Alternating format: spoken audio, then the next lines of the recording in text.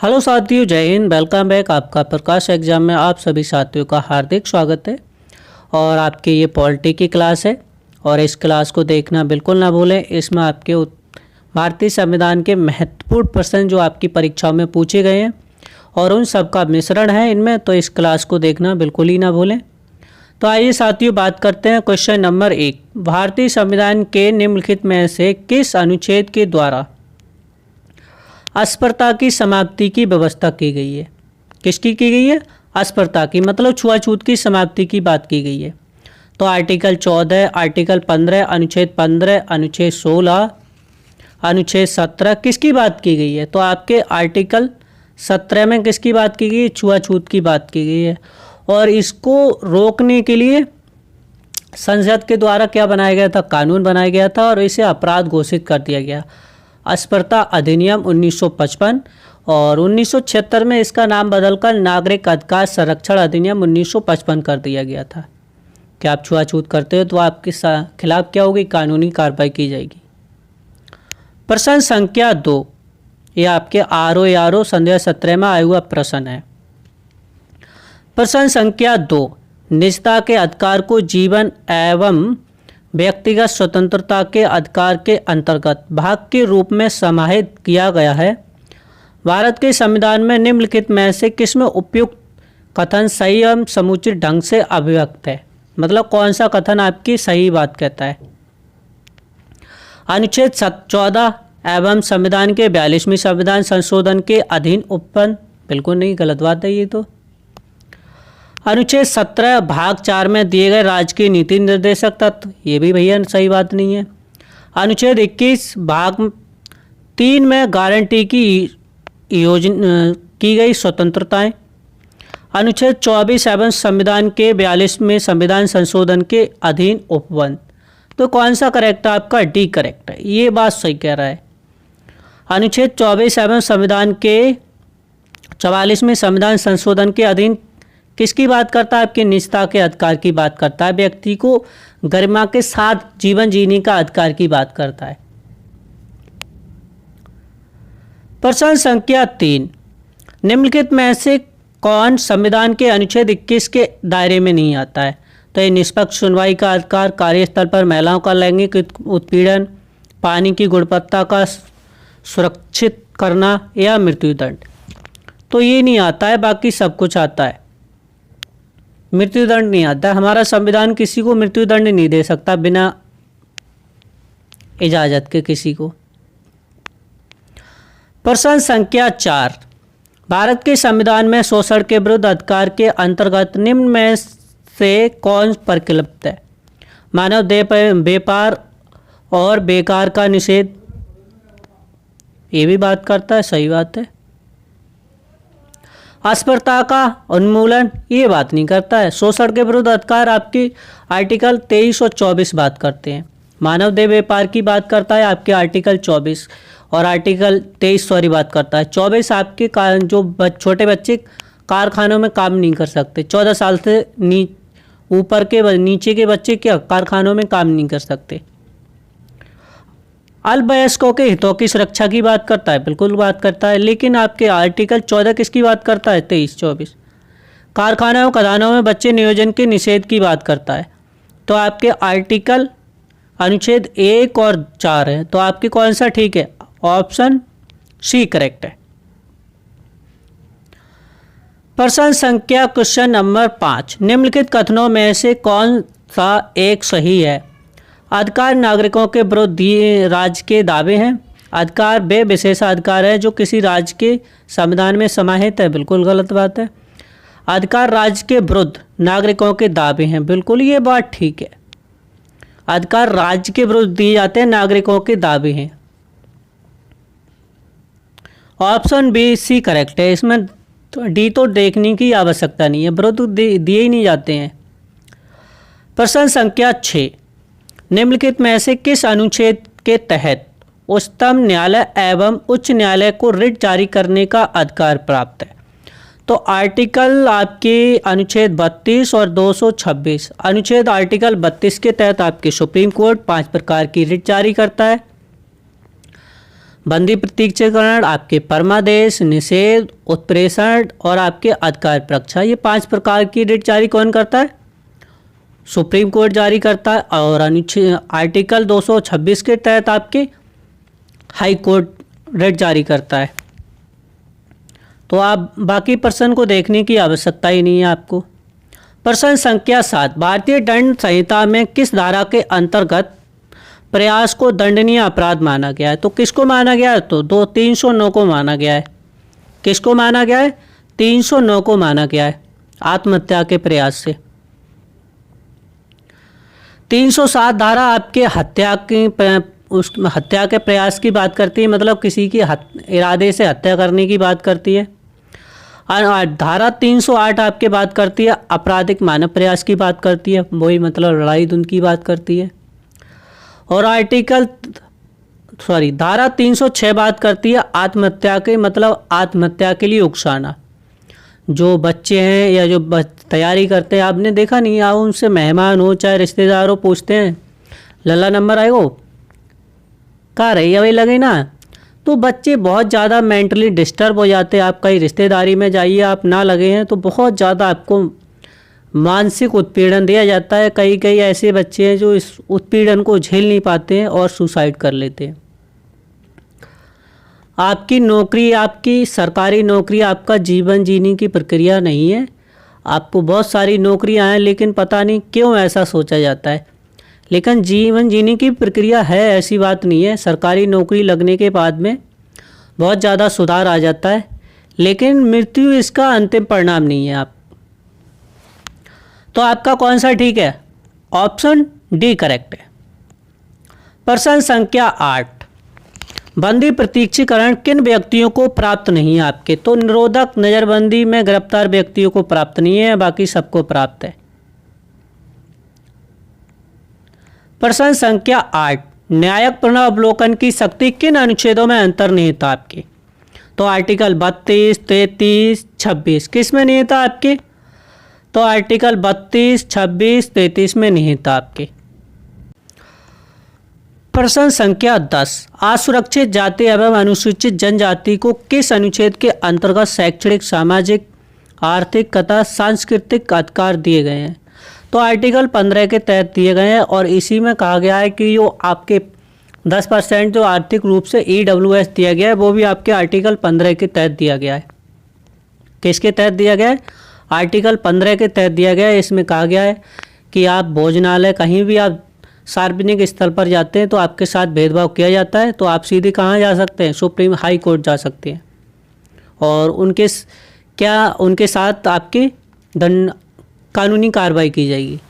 क्या की जाएगी? कानूनी कार्रवाई की जाएगी। प्रश्न संख्या 11, संविधान के अनुच्छेद 25 के अनुसार निम्नलिखित में से कौन सा धर्म संबंधी अधिकार नहीं है? तो मानवाधिकार ये आपके धर्म संबंधी अधिकार नहीं है, बाकी सब है। स्वास्थ्य है, सदाचार है, सार्वजनिक व्यवस्था है, ये आर्टिकल 25 में नहीं दिया गया। हाँ, आर्टिकल 25 में ये कहा गया है जो सिख लोग कृपाण धारण करते हैं, आर्टिकल 25 इस बात की इजाज़त देता है। कौन सा? आर्टिकल 25 किस बात की इजाज़त देता है? सिखों को कृपाण धारण करने की इजाज़त देता है। इसलिए आपने देखा होगा कि जो बैंकें होती हैं उसमें आर्टिकल 25 के तहत कृपाण धारण करने की इजाज़त किसे दी जाती है? तो सिखों को दी जाती है। ऐसी आपका आर्टिकल बोर्ड लगा होता है या बैनर लगा होता है, आप बैंकों में अधिकतर देख सकते हैं। आप चाकू, तमंचा वगैरह कुछ भी नहीं ले जा सकते। प्रश्न संख्या 12, निम्नलिखित में से किस आधार के कारण नागरिक के मूल विरुद्ध अधिकारों का उल्लंघन नहीं माना जाता है? भारत की संप्रभुता? नहीं, बिल्कुल माना जा सकता है। सामाजिक व्यवस्था का अपमान, लोक व्यवस्था, न्यायालय अवमानना, तो किस में नहीं माना जाता है आपके? तो भैया सामाजिक व्यवस्था का अपमान, इसमें क्या दिक्कत है? इसमें मानने की क्या आवश्यकता है? क्या हमारा मूल अधिकार का क्या उल्लंघन हुआ है? ये तो तुम्हारे ऊपर डिपेंड करती है कि व्यवस्था कैसे करनी है। प्रश्न संख्या 13, भारत के संविधान के उद्देश्यों के बारे में निम्नलिखित में से कौन सा कथन सही है? अस्पृश्यता विरोधी उपायों तथा शिक्षा संस्थानों की स्थापना, बिल्कुल सही बात है। अनुच्छेद 30 के अंतर्गत अल्पसंख्यकों के अधिकार की बात की गई है, बिल्कुल की गई है। 29-30 में उनकी शिक्षा संबंधी अधिकार की बात किस में की गई है आपकी? 29-30 में की गई है। प्रत्येक नागरिक सामाजिक, आर्थिक व राजनीतिक न्याय स्वतंत्रता की स्थापना की बात की गई है, बिल्कुल की गई है। तो हमें सबसे ज़्यादा महत्वपूर्ण आपका सी ठीक है। ये आपके दोनों में अलग अलग है, लेकिन इसमें ये पूरा महत्वपूर्ण आपके किसकी? नागरिक सामाजिक, आर्थिक एवं राजनीतिक न्याय स्वतंत्रता की स्थापना की बात की गई, तो बिल्कुल की गई है। तो ऑप्शन आपका सी करेक्ट है। प्रश्न संख्या 14, न्यायालय में समाधान करने में न्याय लोकस स्टैंडी का अधिकार किस बात के द्वारा बनाया गया था? तो MC मेहता बनम संघ के द्वारा बनाया गया था। ऑप्शन सी करेक्ट है। केशवानंद भारती में आपके जो आपकी संविधान का मूल ढांचा है, आपकी प्रस्तावना में आपके परिवर्तन नहीं किया जा सकता के पहले, लेकिन अब किया जा सकता है। मेनका गांधी मामले में आपकी क्या हुआ था? उनका पासपोर्ट जब्त कर लिया था, तब आपके केस कर दिया ना उन्होंने, क्या कर दिया था? केस कर दिया था 1978 में। प्रश्न संख्या आपके 15, भारत में शिक्षा का अधिकार अधिनियम द्वारा निम्नलिखित में से किसका उपबंध किया गया है? बच्चों का आयु समूह के विद्यालय में प्राथमिक शिक्षा प्राप्त करने का अधिकार है, बिल्कुल सही बात है। राज्य सरकार द्वारा निःशुल्क तथा अनिवार्य शिक्षा का अधिकार है, बिल्कुल सही बात है। तो ऑप्शन दोनों कौन से करेक्ट है? तो दोनों आपके सी करेक्ट है। कौन से करेक्ट है? सी करेक्ट है। प्रश्न संख्या 16, निम्नलिखित में से कौन से भारत के संविधान में दिए गए मूल अधिकारों में सम्मिलित नहीं है? 6 से 14 वर्ष के आयु वाले सभी बच्चों को निःशुल्क एवं अनिवार्य सहायता की बात की गई है, बिल्कुल की गई है। मानव के दुरुपयोग और बलात्श्रम की बात की गई है, बिल्कुल की गई है। लोक स्वास्थ्य की अभिवृद्धि और मानव मद्यपानों के निषेध की बात की गई है, बिल्कुल की गई है।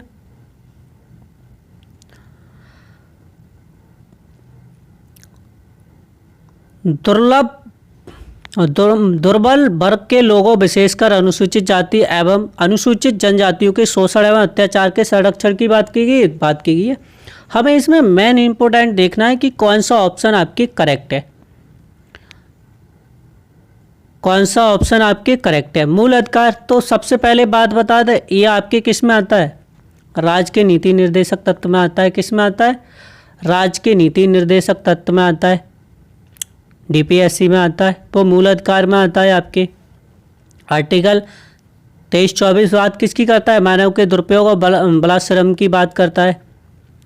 और आपके ये भी किस में आता है? आपके ये भी आपके अनुसूची में आता है। तो ऑप्शन आप 3 और 4 देखें कौन सा करेक्ट है। 3 और 4 ऑप्शन डी करेक्ट है। कोई परेशानी, कोई दिक्कत? प्रश्न संख्या 17, भारतीय संविधान के भाग 3 में प्रतिष्ठापित मूल अधिकारों के संबंध में निम्नलिखित में से कौन सा कथन सही है? KL गोपालन बनम मद्रास मामला, IC गोलकनाथ पंजाब राज्य मामला, केशवानंद भारती बनम केरल मामला, शंकरी प्रसाद सिंह बनम भारत संघ मामला। तो यहाँ में ऑप्शन कौन सा करेक्ट है? IC गोलकनाथ बनम पंजाब राज्य मामला, ये ऑप्शन आपके बी करेक्ट है। कौन सा करेक्ट है? बी करेक्ट है। कब हुआ था ये? 1967 में हुआ था। कब हुआ था? 1967 में हुआ था। और इसमें 11 जजों की बेंच थी, जिसमें से आपके 5 से 6 बहुमत निर्धारित किए जजों ने, और संसद के मौलिक अधिकार को कम नहीं तो कम किया जा सकता और ना ही छीना जा सकता है। ये आपके MC गोलकनाथ मामला पंजाब की उसमें कहा गया था ये बात। प्रश्न संख्या 18, निम्नलिखित कथनों पर विचार कीजिए। सरकार की संपत्ति बनाना राज्य में एक मूल अधिकार है। क्या है? सरकारी संपत्तियों पर कब्जा करने का अधिकार अधिनियम 2005 की परिधि में नहीं आता है। तो इसमें ये देखना है आपके ऑप्शन कौन सा करेक्ट है। कौन सा करेक्ट है? पहली बार तो ये आपकी सरकारी मूल अधिकार की बात की नहीं, किसकी बात हो रही है? मूल कर्तव्य, राज्य की नीति निर्देशक सत्ता की बात हो रही है। सरकारी संपत्तियों पर कब्जा करने का अधिकार बिल्कुल नहीं है, तो नहीं तो ऑप्शन आपका ए है, नहीं तो ऑप्शन बी है। लेकिन आपकी सरकारी संपत्ति पर कब्जा करने का अधिकार अधिनियम सन 2005 की परिधि में नहीं आता है। आपका ऑप्शन कौन सा करेक्ट है? तो इसमें ऑप्शन कोई सा करेक्ट नहीं है आपकी। किस में आता है? सरकारी संपत्तियों पर अवैध करना कब्जा आपके पब्लिक परमिसेस एक्ट सन 1971 के अंतर्गत आता है और ये दंडनीय अपराध है। तो आपके ऑप्शन ना तो ये सही है ना भी, दोनों कोई सी सही ना है इसमें। प्रश्न संख्या 19, निम्नलिखित में से किस बात में उच्चतम न्यायालय ने ये कहा कि संविधान के अनुच्छेद 13 के अधीन क्या कहता है? विधि की समक्ष समानता की बात करता है, जिसमें अधीन विधि है जिसमें मूल अधिकारों से असंगत होने पर शून्य घोषित किया जा सकता है। किस में कहा गया था आपकी? ए के गोपाल बनम मद्रास मामले में, शंकरी प्रसाद सिंह बनम भारत मामले में, गोलकनाथ बनम पंजाब राज्य मामले में। तो किस में कहा गया था ये? तो गोलकनाथ बनम पंजाब राज्य मामले में कहा गया था।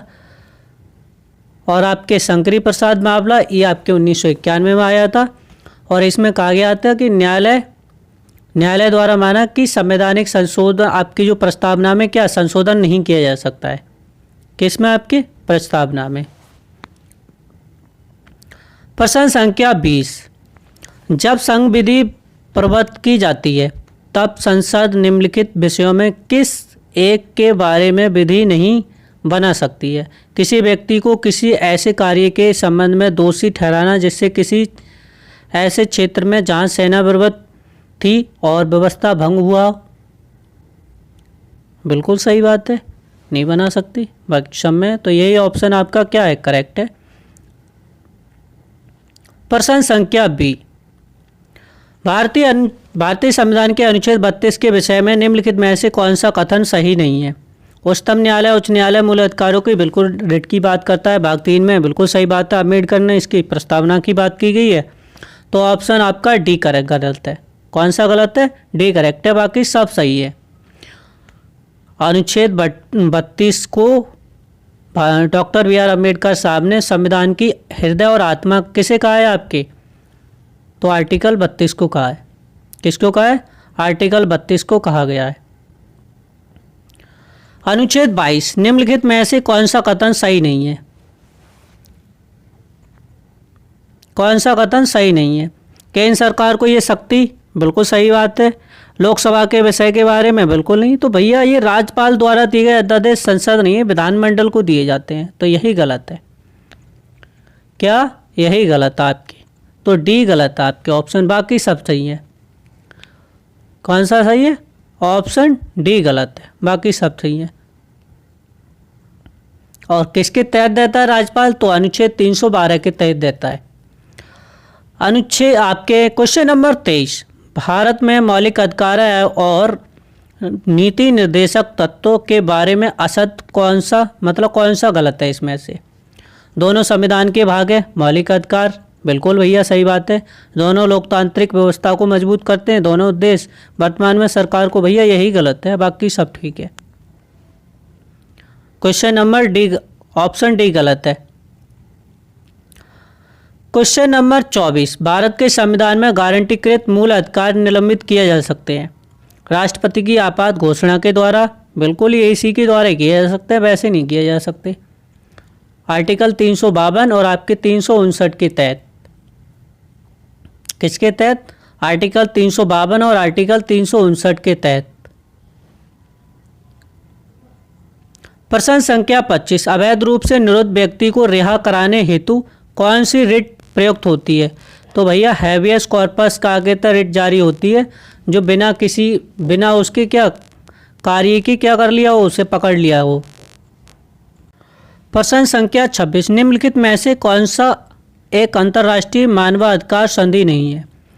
नागरिक और राजनीतिक अधिकारों पर अंतर्राष्ट्रीय प्रतिज्ञा, महिलाओं के विरुद्ध सभी प्रकार के भेदभाव के उन्मूलन पर समझौता, बिल्कुल सही बात है। अपमानजनक बाल व्यक्तियों के अपराध पर समझौता, मतलब कन्वेंशन, विकास के आधार पर घोषणा, यही गलत है, बाकी सब ठीक है।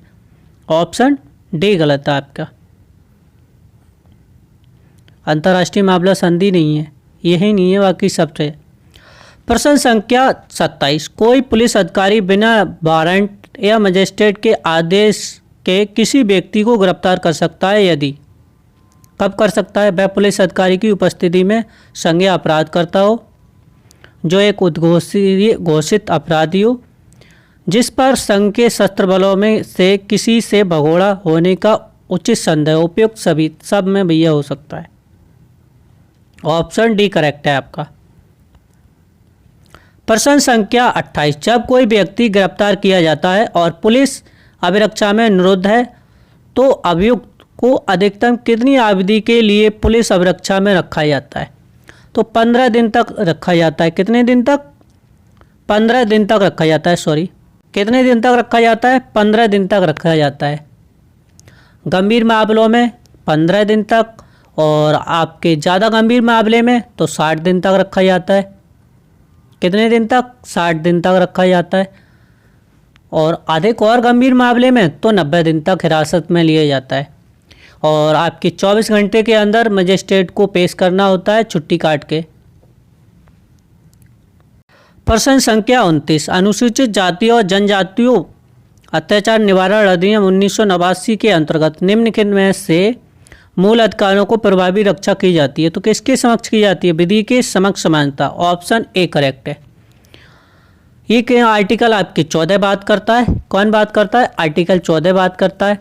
आर्टिकल 15 आपके वही जाति भेदभाव की बात करता है। आर्टिकल 15 अस्पृश्यता का अंत की बात करता है, और ये धर्म की स्वतंत्रता की बात करता है। इसमें आपकी ये देखना है ऑप्शन कौन सा करेक्ट है। तो ऑप्शन दोनों तीनों करेक्ट है। कौन सा करेक्ट है? आपको ऑप्शन मिलान करने थे, कौन से करेक्ट है? ऑप्शन तीनों करेक्ट है। प्रश्न संख्या 30, भारत के संविधान के अधीन निम्नलिखित में से कौन सा मूल अधिकार नहीं है? शिक्षा पाने का अधिकार मूल अधिकार है। काम पाने का अधिकार मूल अधिकार है? काम पाने का अधिकार मूल अधिकार नहीं है। संगठन बनाने का अधिकार है। कोई प्रवृत्ति का करने का अधिकार है? बिल्कुल है।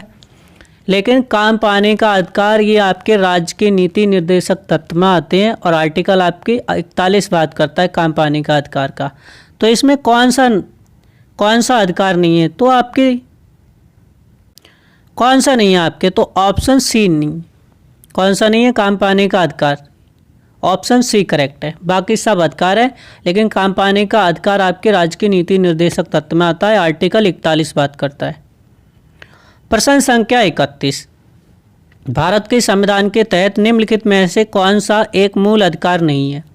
समानता का अधिकार, स्वतंत्रता का अधिकार, नागरिकता का अधिकार। नागरिकता का अधिकार नहीं है, बाकी सब है। नागरिकता का अधिकार आपके मूल अधिकार नहीं है। ये आपके 5 से 11 आते हैं और 11 से 36 आते हैं। ये मूल अधिकार नहीं है आपका, ये नागरिकता से संबंधित। फिर आते हैं हमारे राज्य के नीति निर्देशक तत्व। कौन कौन से? 48 किसकी बात करता है? 38 सॉरी, सामाजिक आर्थिक राजनीतिक न्याय की बात करता है। 39 आपके समान कार्य में समान वेतन की बात करता है। स्त्री पुरुष महिला को क्या समान वेतन की बात करता है। 39 ये आपके समान न्याय की बात करता है। निःशुल्क विधिक सहायता की बात करता है, और ये 42वें संविधान संशोधन 1976 में जोड़ा गया था आपके। 40 ग्राम पंचायत की बात करता है। 41 आपके काम की बात करता है, शिक्षा की बात करता है, सार्वजनिक सहायता की बात करता है। तो आपके वो मूल अधिकार नहीं था आपकी जो इसमें दे रखा है। काम का अधिकार क्या है? राज्य के नीति निर्देशक तत्व है। मातृत्व लाभ, मानवीय कार्य दशाएं। 43 आपकी जीविका योग वेतन की बात करता है। 43 से उद्योग प्रबंधन में श्रमिक सहभागिता की बात करता है। समान नागरिक संहिता की बात करता है। 45 आपके 6 वर्ष से कम बच्चे की पढ़ाई की बात करता है। पोषण स्वास्थ्य एवं मद्य निषेध आपके 47 करता है। 48 आपके पशुपालन की बात करता है।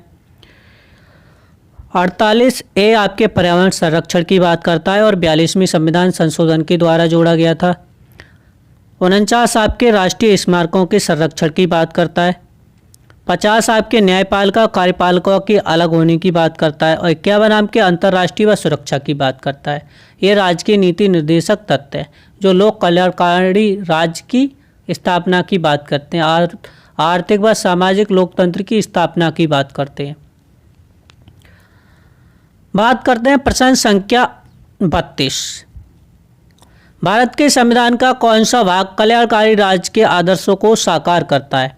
राज्य के नीति निर्देशक तत्व। भैया बिल्कुल ही राज्य के नीति निर्देशक तत्व पढ़े हैं तो ऑप्शन आपका पहला ही करेक्ट है। प्रश्न संख्या 33।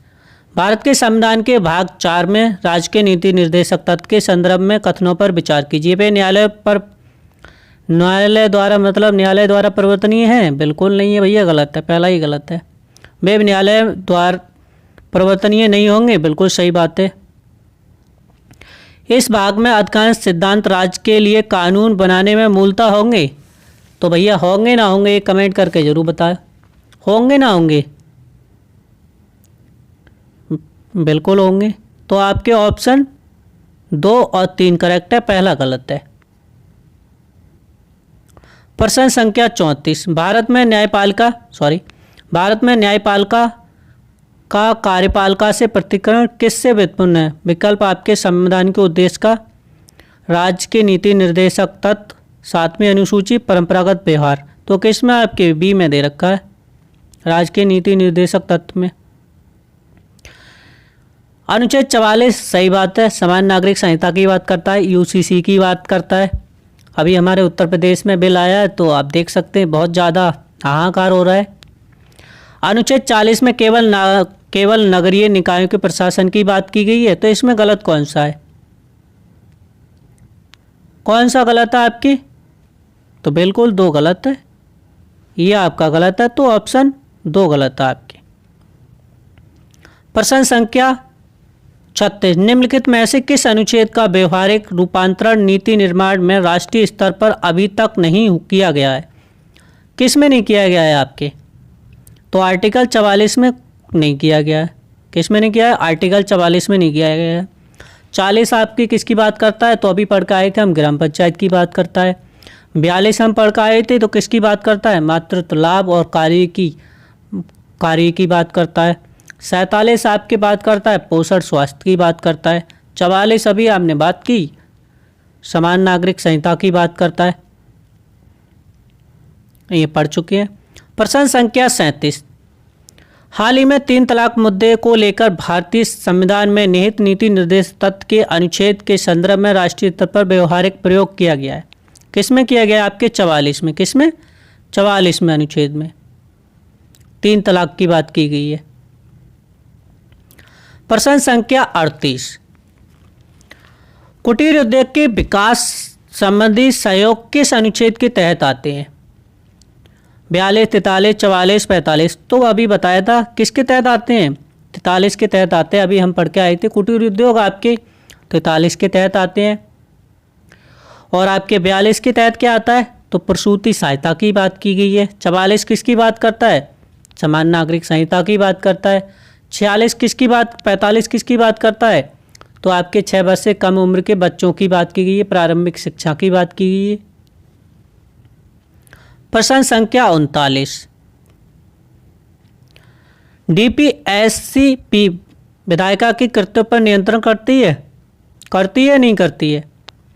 डीपीएसपी कार्यपालिका के कृत्यों पर नियंत्रण करती है। तो आपको ऑप्शन दे रखे हैं, दोनों करती है भैया, बिल्कुल करती है, इसमें कोई दोहरा है संदेह नहीं है।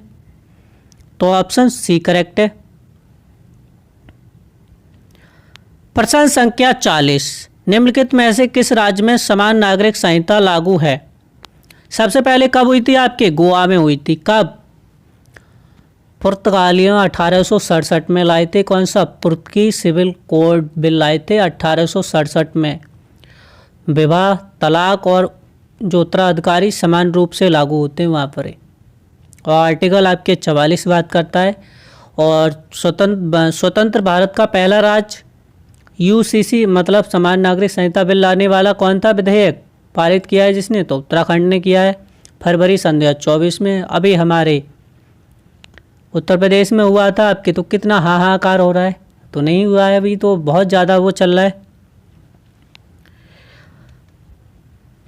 प्रश्न संख्या 41। निम्नलिखित कथनों पर विचार कीजिए। मूल संविधान में कुल 10 नीति निर्देशक तत्व हैं।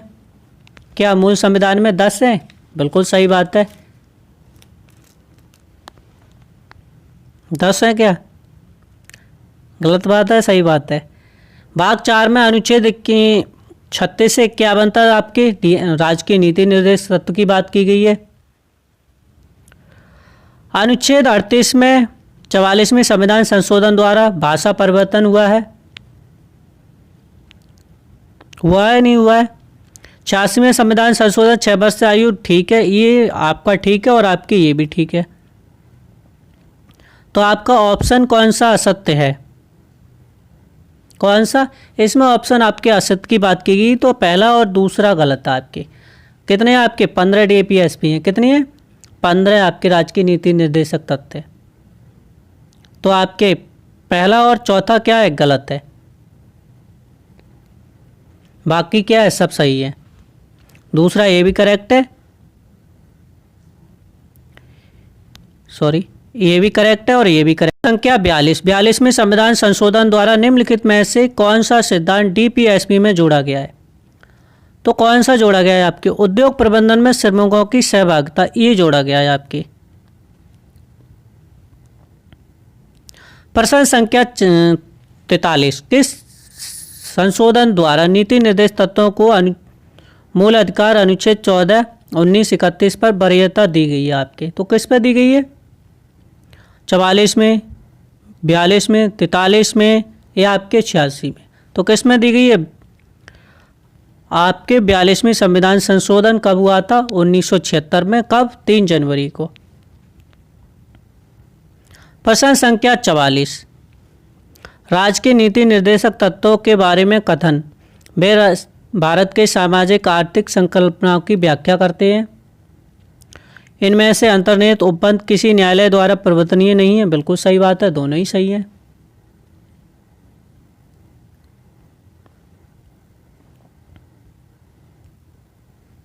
प्रश्न संख्या 45, नीति निर्देशक सिद्धांत हैं बाध्य योग नहीं है, राज्य को प्राप्त अधिकार, इनमें से कोई नहीं। तो हमें करेक्ट ढूंढना कौन सा करेक्ट है। तो सही कौन सा है? बाध्य योग नहीं है, ये सही है, बाकी सब गलत है। प्रश्न संख्या 46, 40 किसकी बात करता है आपके? प्रश्न संख्या 46, सूची 1 और 2 का मिलान करना है।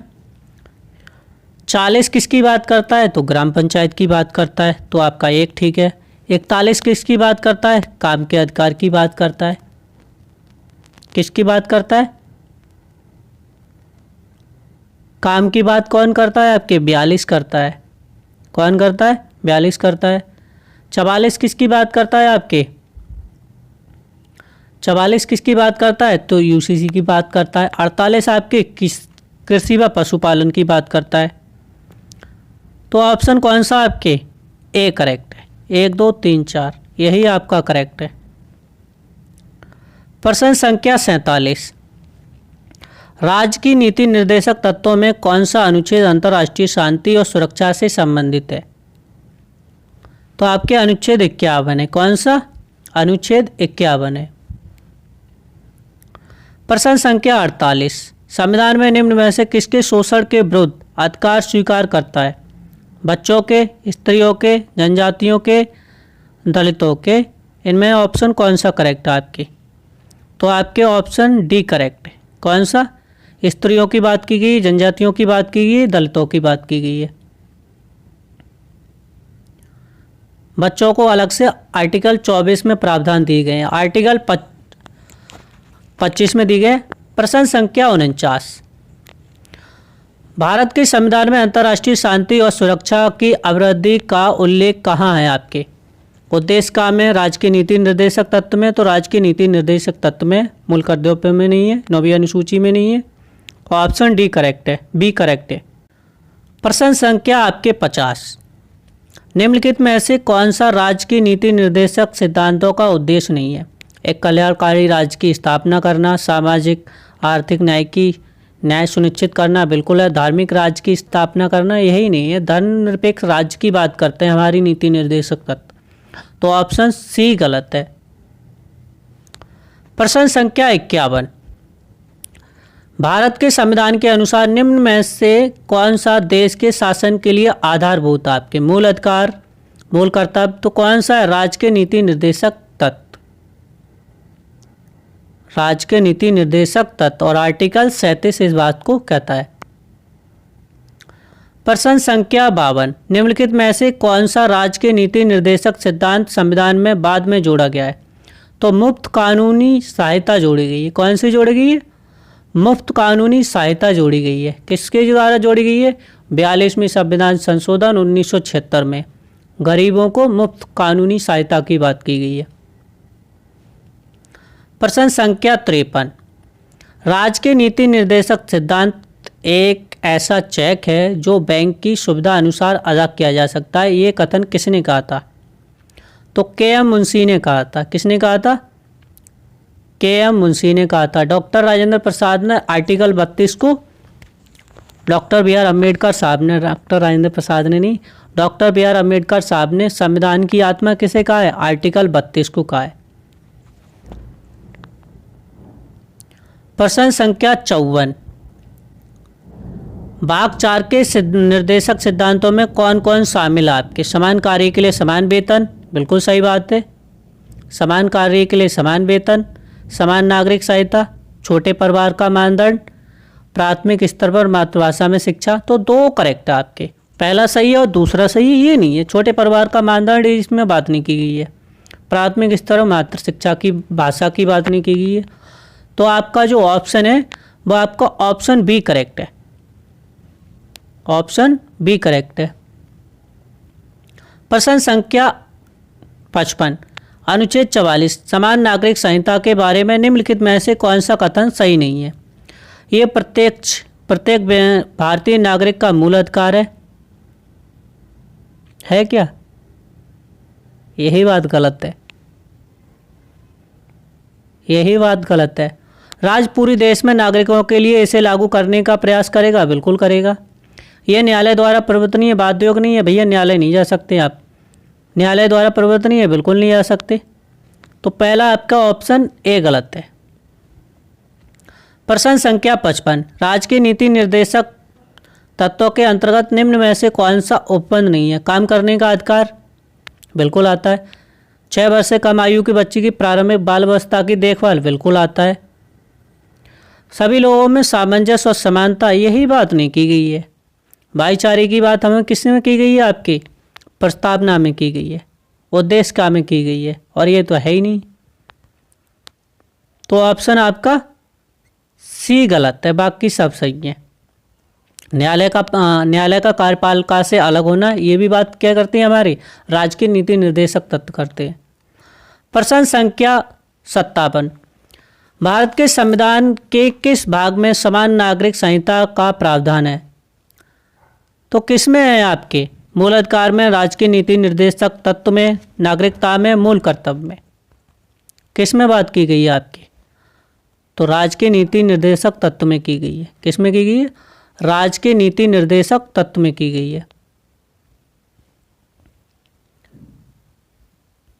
प्रश्न संख्या 58, निम्नलिखित में से कौन सा भारत के संविधान में यथा राज्य के नीति निर्देशक तत्वों का भाग नहीं है? समान न्याय एवं निःशुल्क विधिक सहायता,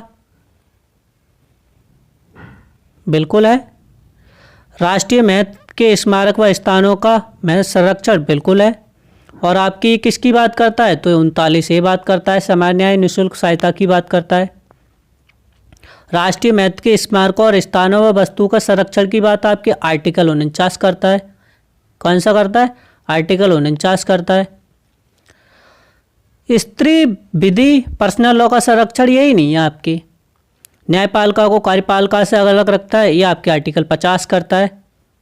तो आपका ऑप्शन सी नहीं है, बाकी सब सही है। अब आते हैं हमारे मूल कर्तव्य। ये किस में दे गए? ये भाग 4 के का में दे रखे हैं, और आपके अनुच्छेद 51 के का में जोड़ा गया है। किससे और किस संविधान संशोधन के द्वारा जोड़ा गया था? तो 42वीं संविधान संशोधन के द्वारा जोड़ा गया था। कुल कितने मूल अधिकार हैं? तो 11 कुल मूल अधिकार हैं, और ये केवल नागरिकों को प्राप्त है। कहाँ से लिए गए हैं? तो रूस से लिए गए हैं। तो ये आप देख सकते हैं इमेज के माध्यम से। प्रश्न संख्या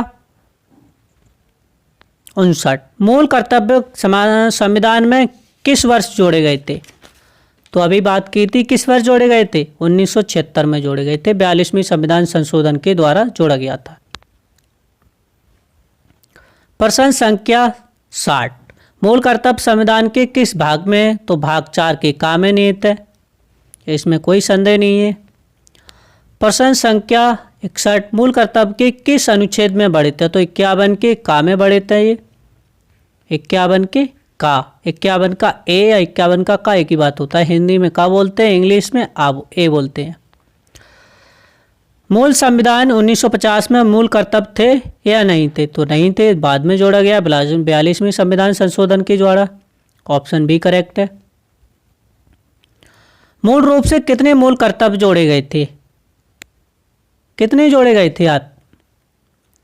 तो 10 जोड़े गए थे। कितने? 10 जोड़े गए थे। और 86 में संविधान संशोधन सन 2002 में किया गया था, तो 11वां मूल कर्तव्य जोड़ा गया था। 6 से 14 वर्ष के आयु की बच्चों की शिक्षा की बात की थी। कितने मूल कर्तव्य कितने हैं? कुल 11 हैं। कितने? 11 हैं। 11वां मूल कर्तव्य किस संशोधन द्वारा जोड़ा गया था? तो 86 में संविधान संशोधन के द्वारा जोड़ा गया था, आपके सन 2002 में हुआ था। 6 से 14 वर्ष की आयु की बच्चों की शिक्षा की बात की थी, माता पिता के उनके संरक्षण की बात की गई थी और शिक्षा की बात की गई थी। प्रश्न संख्या 66। निम्नलिखित में से कौन सा मूल कर्तव्य नहीं है? समान नागरिक संहिता ये आपके मूल कर्तव्य नहीं है, राज्य की नीति निर्देशक तत्व है। आर्टिकल आपके 44 बात करता है। प्रश्न संख्या 67। मूल कर्तव्य किस भाग पर लागू होते हैं? केवल राज्य पर, केवल नागरिकों पर, सभी व्यक्तियों पर, नागरिक व विदेशी पर? तो किस पे लागू होते हैं? ये केवल नागरिकों पर लागू होते हैं। किस पर? नागरिकों पर लागू होते हैं।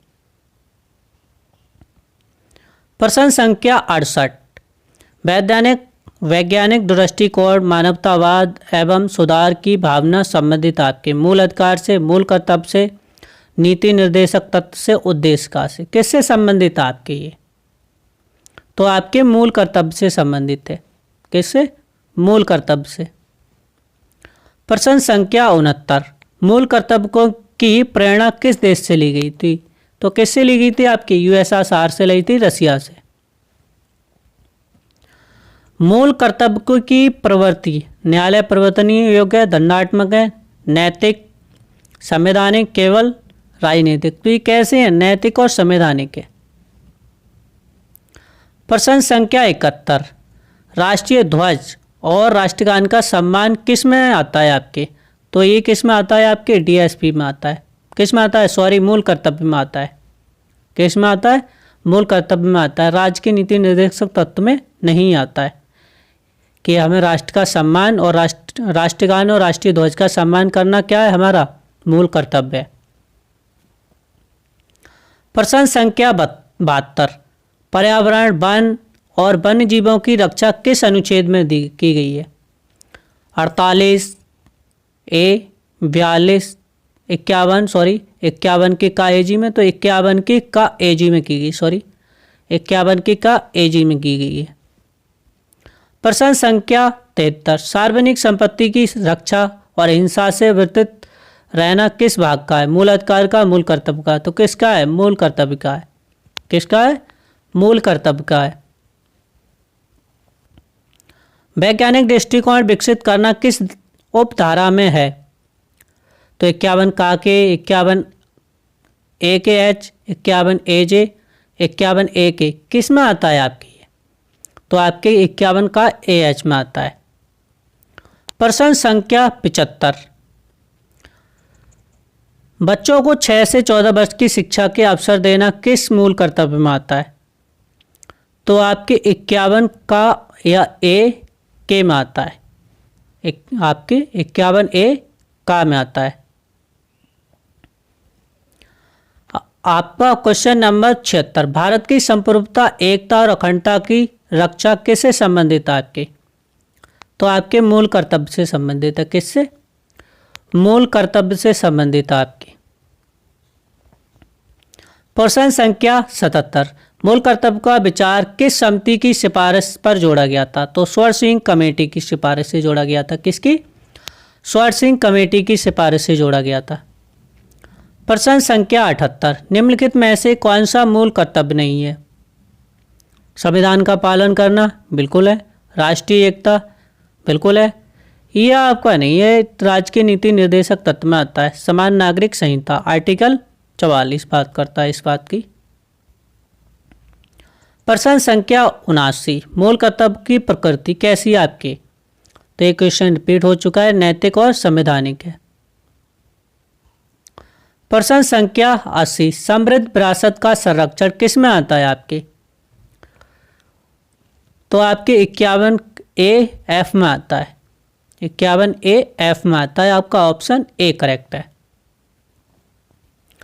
प्रश्न संख्या 81, मूल कर्तव्य का उद्देश्य राज्य को सीमित करना, नागरिकों में उत्तरदायित्व विकसित करना, न्यायिक शक्ति बढ़ाना, संघवाद को कमजोर करना।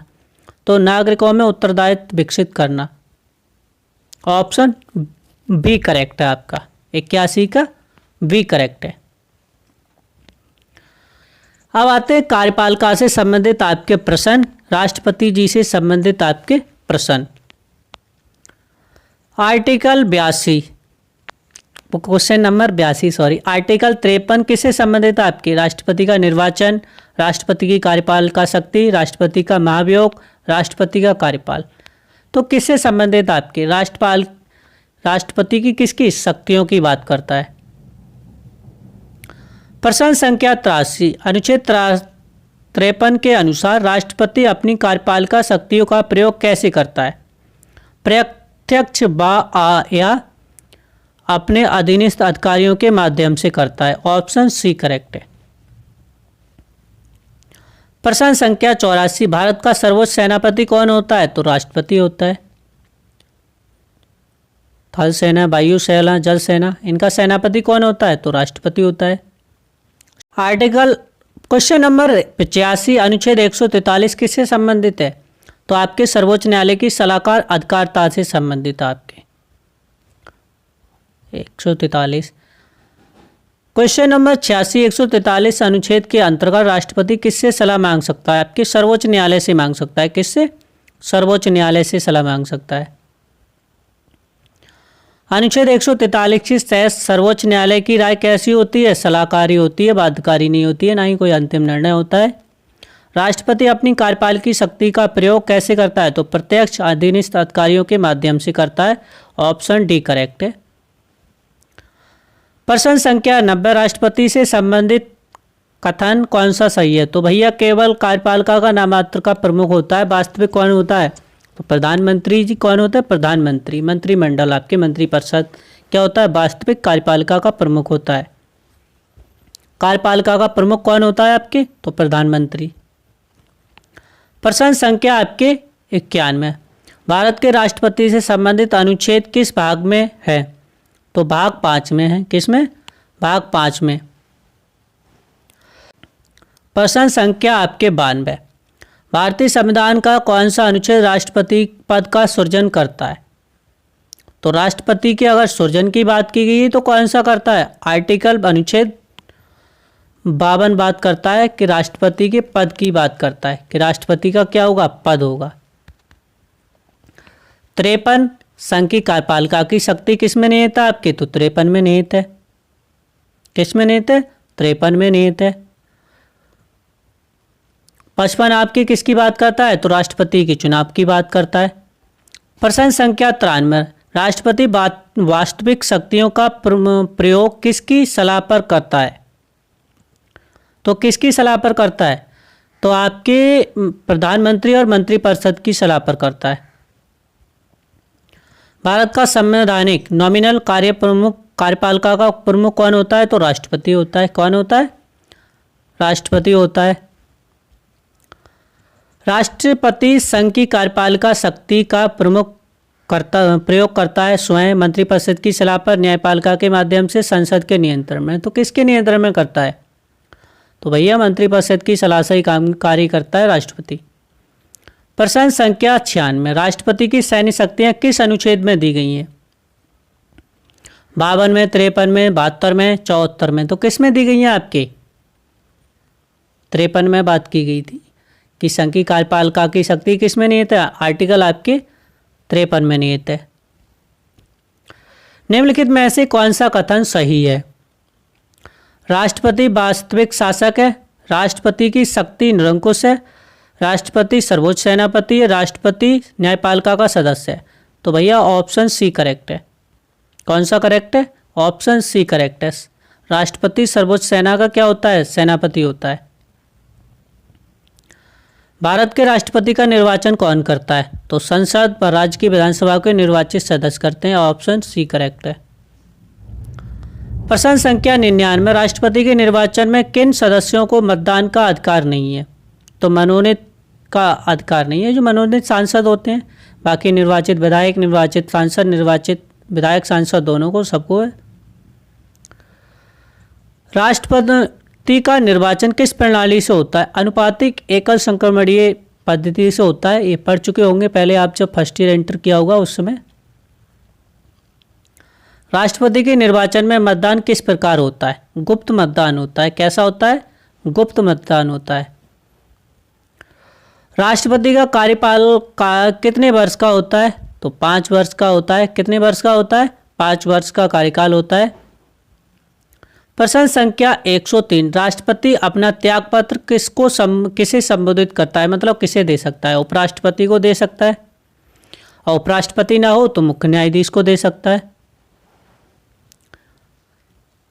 क्वेश्चन नंबर 104, राष्ट्रपति बनने के लिए न्यूनतम आयु कितनी होनी चाहिए? तो 35 वर्ष होनी चाहिए। कितनी?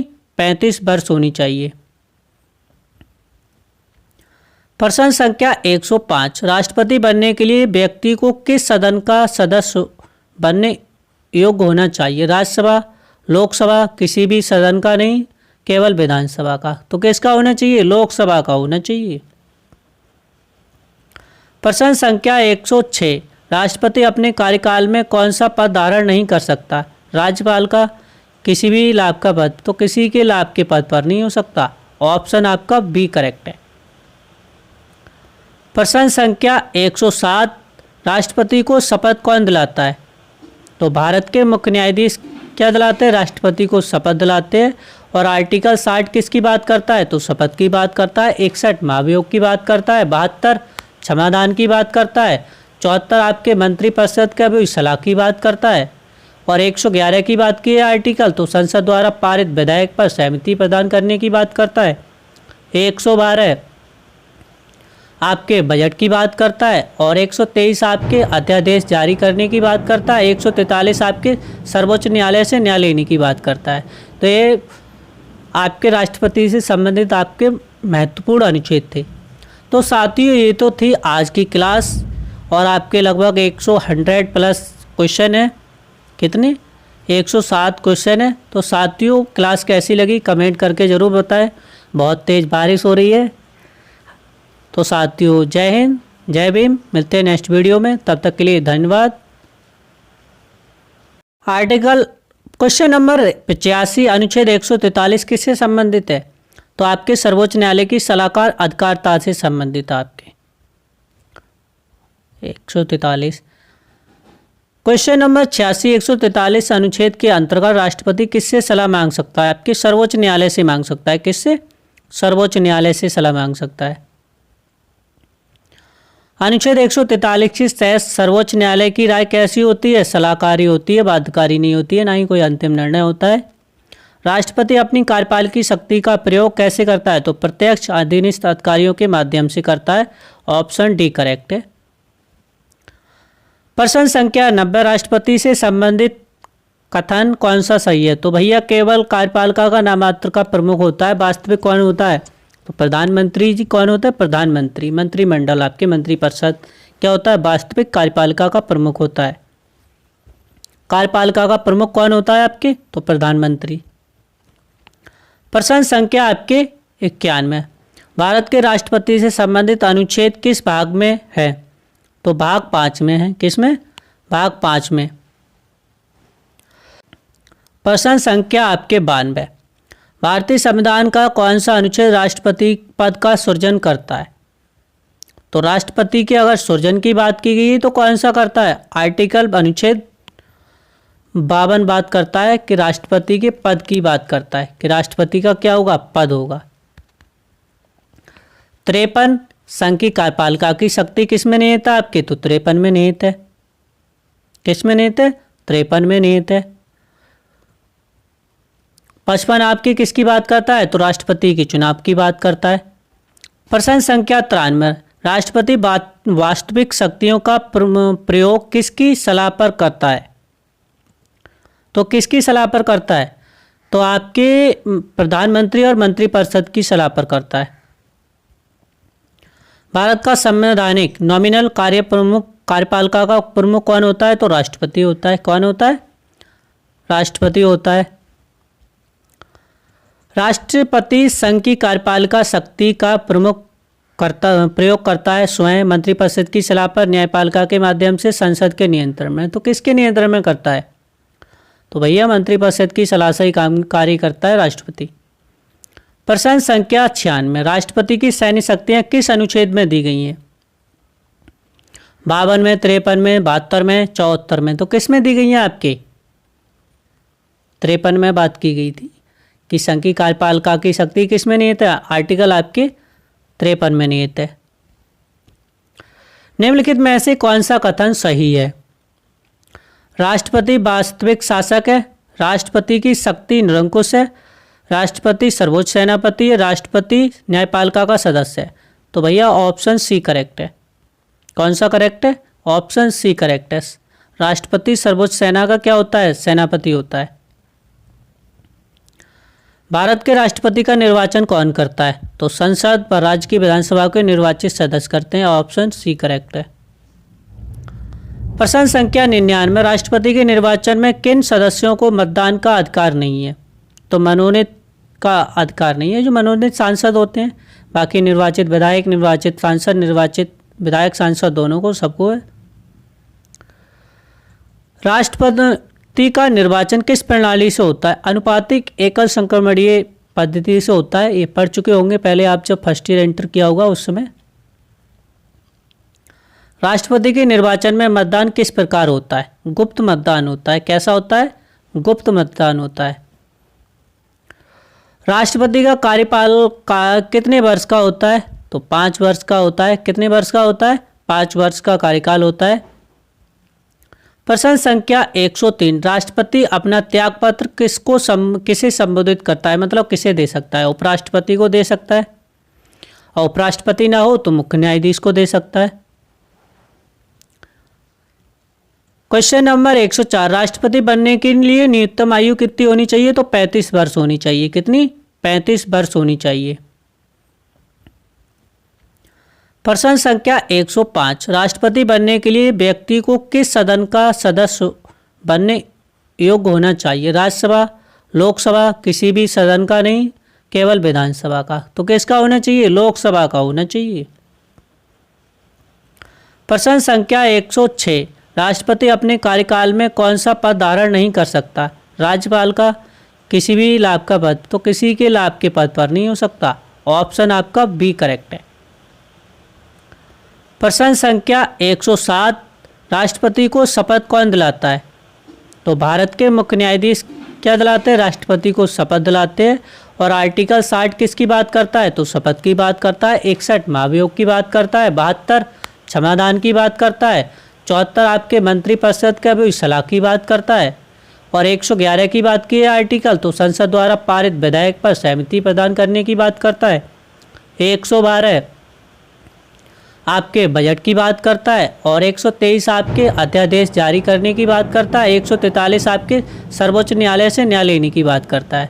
तो ये आपके राष्ट्रपति से संबंधित आपके महत्वपूर्ण अनुच्छेद थे। तो साथियों ये तो थी आज की क्लास, और आपके लगभग 100 प्लस क्वेश्चन है। कितने? 107 क्वेश्चन है। तो साथियों क्लास कैसी लगी कमेंट करके ज़रूर बताएं। बहुत तेज़ बारिश हो रही है। तो साथियों जय हिंद, जय भीम। मिलते हैं नेक्स्ट वीडियो में, तब तक के लिए धन्यवाद।